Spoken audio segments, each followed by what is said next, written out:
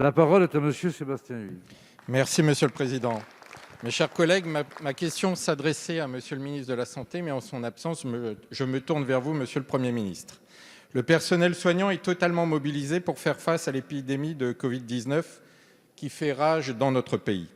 En raison de la situation exceptionnelle à laquelle nous sommes confrontés, de nombreux étudiants du monde de la santé sont également mobilisés pour faire face à la vague qui a submergé nos hôpitaux.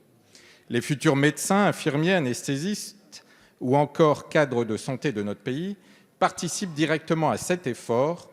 Nous leur devons gratitude et reconnaissance. Le 30 octobre 2020, l'Agence régionale de santé des Hauts-de-France a par exemple suspendu certaines formations professionnelles afin de permettre aux étudiants de pouvoir renforcer les services hospitaliers jusqu'au 18 janvier 2021. Si ces réquisitions sont indispensables, elles plongent les étudiants concernés dans l'incertitude sur la suite donnée à leur cursus.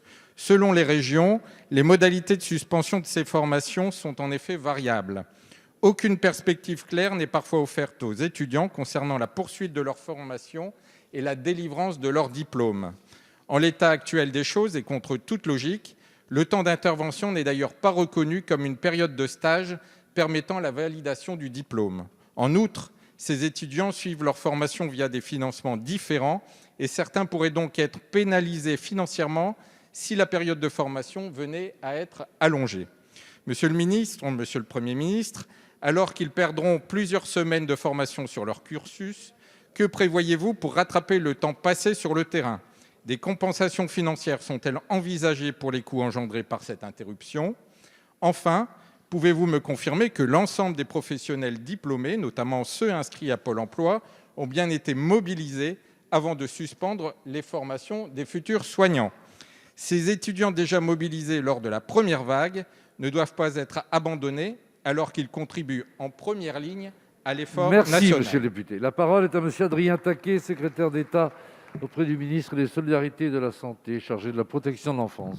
Merci, monsieur le président, mesdames et messieurs les députés. Monsieur le député Sébastien Huyghe, merci d'avoir mis en valeur effectivement la contribution des étudiants de médecine à la crise épidémique à laquelle nous sommes confrontés. Certains, vous l'avez rappelé, ont vu leur formation suspendue une fois, deux fois, trois fois, pour permettre de soutenir les personnels hospitaliers dans la mission qui était la leur. Votre question a le mérite d'attirer aussi l'attention de la représentation nationale sur les cadres de santé qui, aujourd'hui, assez logiquement, légitimement, sont fatigués, fragilisés, usés parfois même par ces nombreux mois de crise sanitaire et de lutte contre le coronavirus.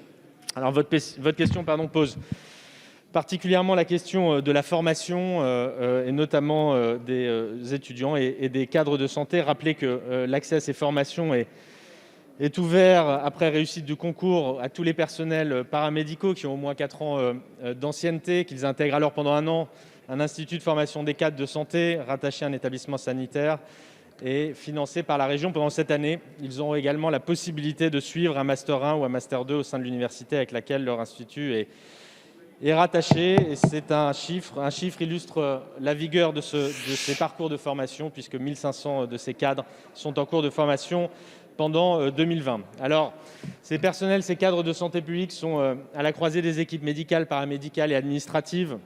Ils doivent mettre en œuvre de manière opérationnelle les politiques institutionnelles qui sont indispensables au fonctionnement de nos hôpitaux. Et le gouvernement a bien conscience des tâches compliquées, lourdes, qui leur incombent, en particulier dans la situation actuelle. C'est d'ailleurs pourquoi, vous le savez, les accords du Ségur ont prévu, au-delà de l'attribution de la mesure socle de 183 €, la revalorisation de l'ensemble des grilles des personnels soignants, médico-techniques et de rééducation, dont celle également des cadres de santé. C'est une première étape. Merci, monsieur le ministre. Nous bâtirons l'avenir. La séance est